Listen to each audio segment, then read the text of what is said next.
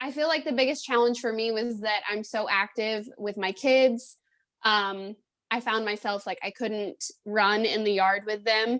I couldn't walk outside with them. And I'm a barrel racer. I went to a race and I've never felt like I was going to fall off. And I felt like it was like my leg would not work to help me ride. And so I just knew that that was a point where something had to give. And so just all, I felt like every aspect of my life that I loved was just becoming the biggest challenge. And so it was really disappointing because just everyday activities were a struggle.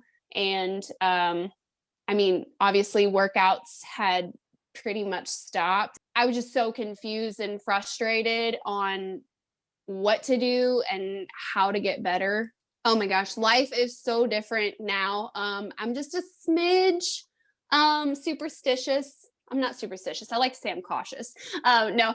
Uh, so obviously it is still a work in progress. I'm wouldn't call myself like 100% right now, but I'm a good 90 to 95. And so compared to where I was, um, gosh, like I chase my kids in the yard and I work out every day. I do the active life programming and I just so many little things like simple stuff that you take for granted.